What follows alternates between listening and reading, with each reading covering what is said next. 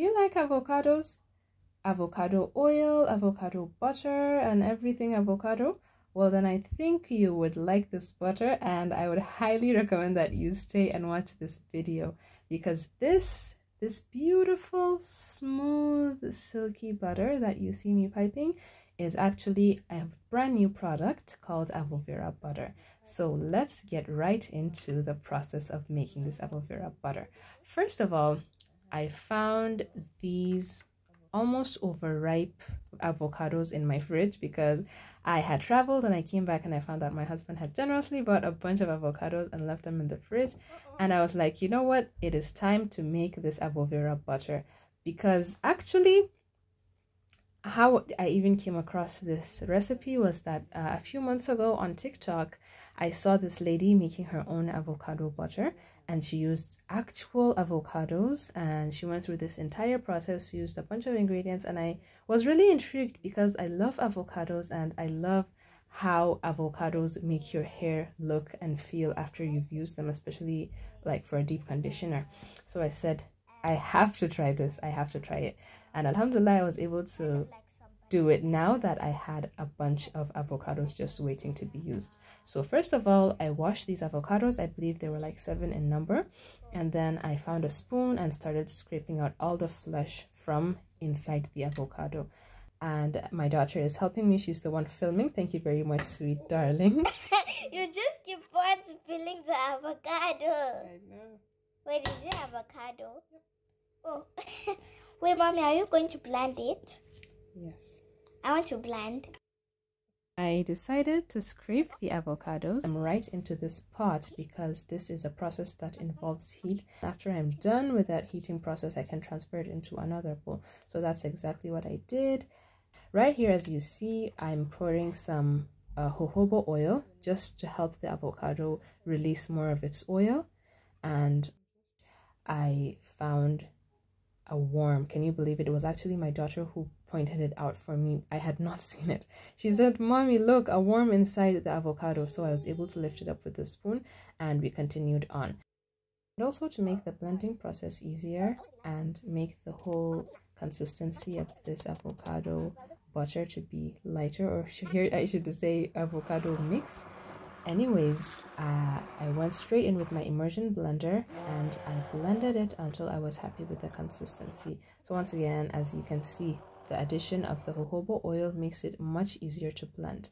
So after I had finished blending it, I decided to add some powders, which were Moringa Powder, cloves, and that's clove powder, of course, and the mighty aloe-vera powder. I love aloe vera, I love moringa, and I love cloves because of how jam-packed they are with all these amazing vitamins, minerals, proteins, fats, and so many other stuff.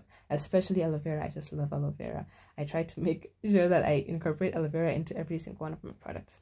Anyways, I started blending it up, but then the addition of the powders made it to be really thick, so I decided to add in my coconut oil. And so after I had finished blending, I put the pot straight on the stove and let it boil on medium heat for about 20 minutes. So this is what it looks like after it has finished boiling. And what I did was immediately transfer it onto a strainer, and I put a bowl underneath the strainer to collect all of the oils that would be released. And this is the avocado chef, and this is the oil that I was able to collect after a few hours. I just let it leak out for as long as it could for some hours, and afterwards I was able to get that much oil. And this is the avocado chef that I decided to put inside a jar and use later for deep conditioning. Anyways, now we get to the fun part of making the butter. Here in this jar I have some cocoa butter, mango butter, beeswax, and lemon butter. I love each and every single one of these butters and wax. Why? Because they each have their separate and amazing benefits that they're going to add to this avocado butter. This is the avocado oil that I'm adding into the beaker filled with all the butters and the waxes. I'm using beeswax so that it will further thicken and solidify the butter, like in the end, as the end result. Cocoa butter for its amazing moisturizing properties, mango butter for its healing properties, and lemon butter for the brightening and the brightening properties and also its vitamin C.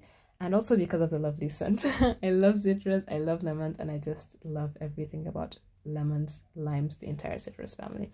Anyways, after I was done with this, I just took the whole thing and popped it into the microwave so that it can heat and melt and incorporate, like, so that everybody can be familiar with each other. And I microwaved it for 2.5 minutes, and it was able to melt everything. And so after that, I transferred it back into my silver bowl and refrigerated it overnight. Here you can see just how thick and almost solid this mixture is. Just look at it between my fingers, just look. Anyways, now I decided to start with the whipping process. Whipping takes so much time. I think in the entire process of making this, the whipping step is the longest. You have to whip and whip and whip and whip till the chickens come home. But anyways, don't you just love the color that's being produced? Like, even though the initial color of the butter was not really very nice, if I say so myself, but now with the whipping process, just look how lighter it's becoming, and this beautiful lemony green color, I really love it. And also I like how this lemony citrusy scent is just permeating from the bowl as I whisk it up. So make sure you whisk it up until you are happy with how the entire bowl turns out. Make sure you use your spatula to be scraping the sides and the bottoms of the bowl so that nothing is left behind. And it was also at this point that I added my heat sensitive ingredients, which were vitamin E, hyaluronic acid, and fragrance. Now is the final part, which is piping and packaging. I know, do not judge me, okay? You have no idea the type of day I had when I was making this. Like, just as I was ready to film, NEPA took light and it was the night, so I was exhausted, and I just decided, you know what, let me just pipe anyhow.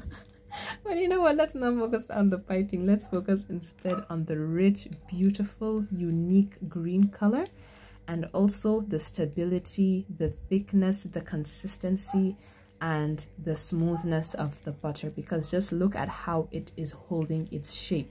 Look at how beautiful and stable this butter is. Like, no matter what direction I'm piping, no matter what, everything holds up. So I'm really happy with that. I'm really proud of how this actually turned out. You want to snag a jar of avovera butter for yourself, you can hit me up on Instagram. Thank you so much for watching. See you in the next video.